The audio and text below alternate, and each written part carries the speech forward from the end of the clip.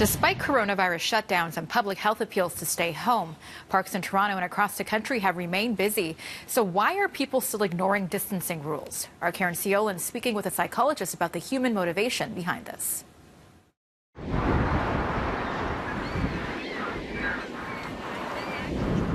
You've seen the footage, you've read the tweets, and you've heard the pleas from frustrated officials. Keep staying home. Everyone should stay home. Please stay home.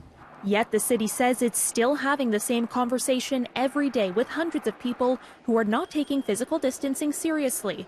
But that comes as no surprise to psychologists. What we're asking people to do is a very large task. Like, we're not just staying indoors. We're cutting out every single element that makes us human, that ties us to one another.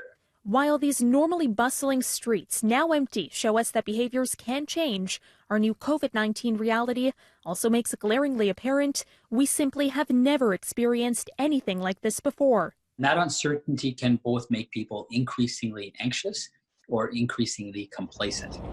You can still go for a walk through the park, but when you're here, things like playgrounds and park benches are off limits.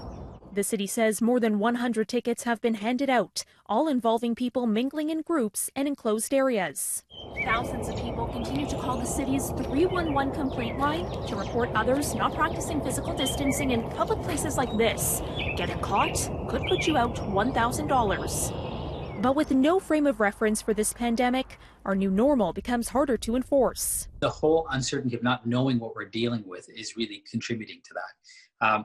Add to that generally public health messages take a while to enforce. Take, for instance, smoking rates in Canada. Approximately half of Canadians smoked in 1965, according to the University of Waterloo, compared to about 15% in 2017. There's a new law, the Workplace Smoking Bylaw. Driving down those rates has taken years of messaging from public health experts. These kinds of public health messages typically took time for people to adopt, for them to understand, and we don't have that luxury of time. From officials, the message remains. If you need to go out, you must keep at least 2 meters away from anyone you don't live with. So imagine the height of a door. It makes sense that people are having a hard time with it. The dilemma is where people might take a complacent point of view that this is not going to impact them. Changing that point of view may take more than a fine. One of the things we could do is be very clear and very specific. If we are not interpreting things in the correct way, it's definitely going to impact our emotions, which will impact our behavioral choices. For City News, I'm Caryn Ceolin.